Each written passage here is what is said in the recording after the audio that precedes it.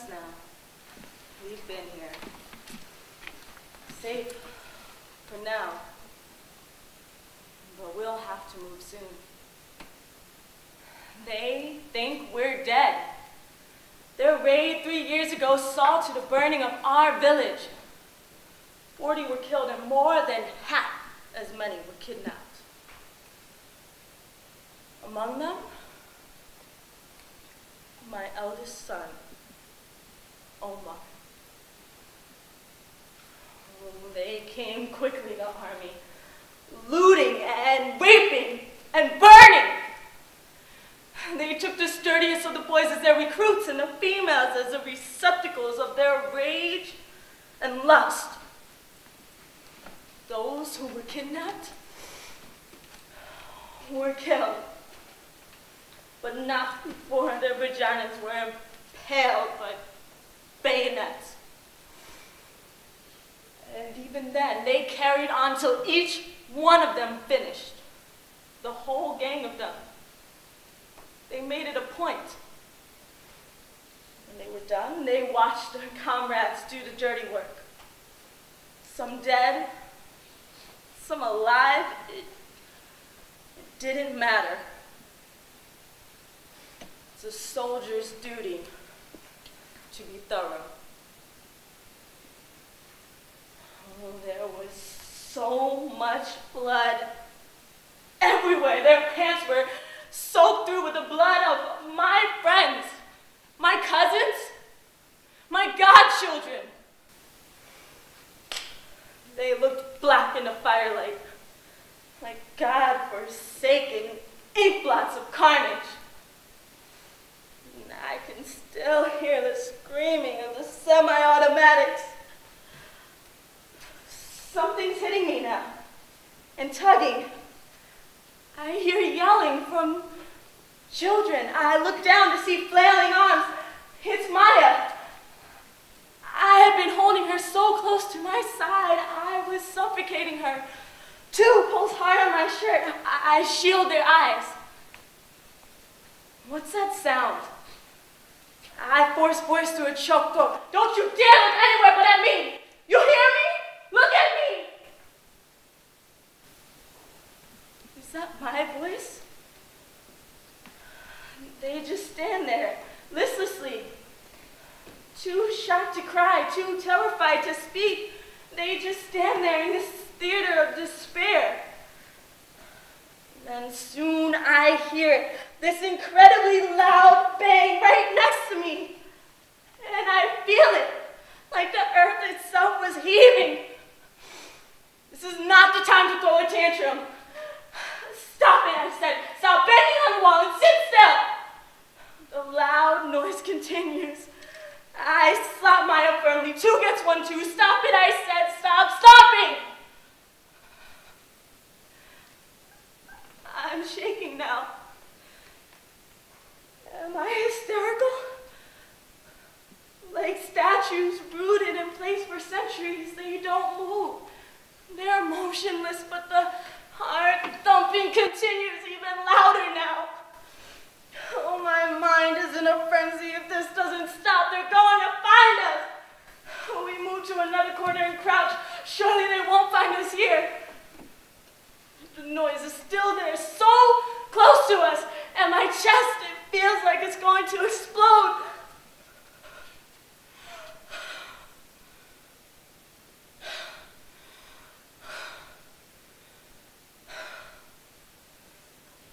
That's when I realized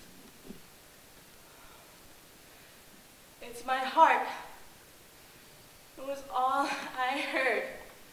Each beat pounding, louder than gunshots. I was certain it would only be a matter of time before we were caught, before we joined our sisters on center stage. We couldn't go, we had to wait. For my husband, he had the boys, he knew the escape route. Where was he? Some men, they stayed and fought. They brought pistols and machetes, some threw rocks and handmade spears. My husband, he knew better. The soldiers, they would just laugh, cackling in tune with the crackling of the fire. Nothing seemed like it mattered, but it did. This was our home. It meant too much to see it become their playground, their slaughterhouse.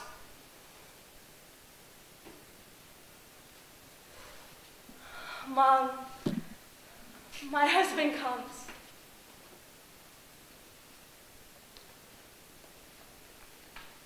But he carries only ye. We exchange only glances. His eyes tell me that he and Omar had separated.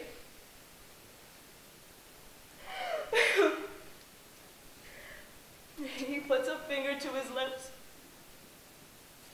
Everyone be quiet. There's just more yelling and more screaming and more bodies collapsing to the earth.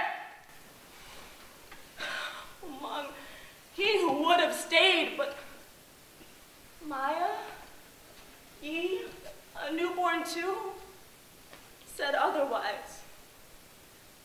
We had to go. The rear of our hut led directly to a small woodland passage.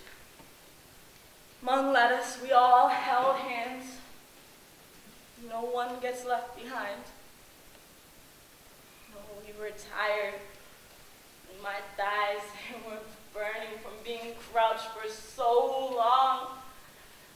And then suddenly we stopped. Mung's frozen. Had we been seen? I gather the children, I shield their eyes. I'm ready. But Mung is still transfixed. I follow his eyes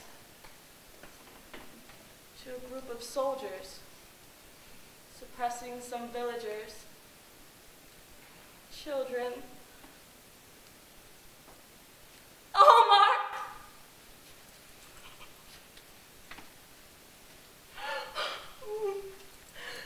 I saw them take Omar.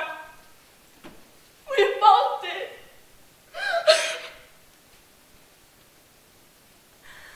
I watched my son, 10 years old, punch and kick and fight.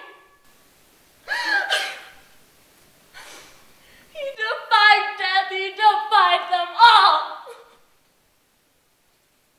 The soldiers, they just laughed.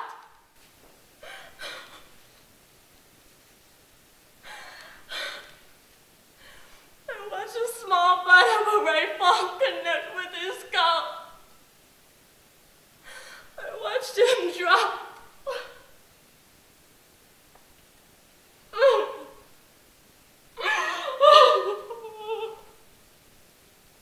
And carried away.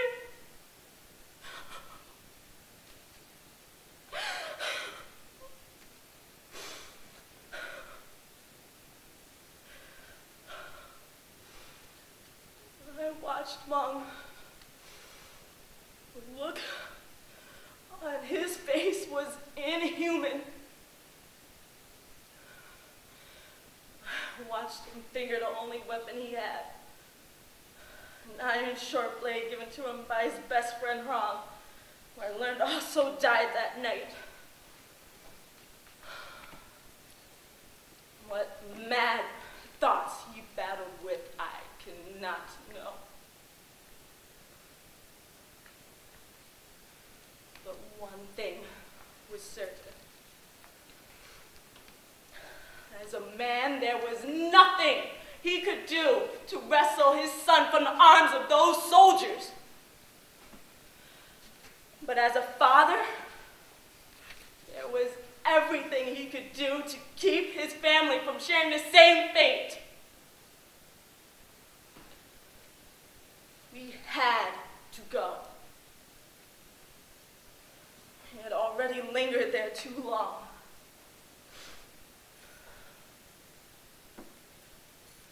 Mung never said anything. he didn't have to. A few angry tears spoke clearly on his behalf. Losing Omar changed him forever. And I lost them both that night, Mong and Omar. We all did.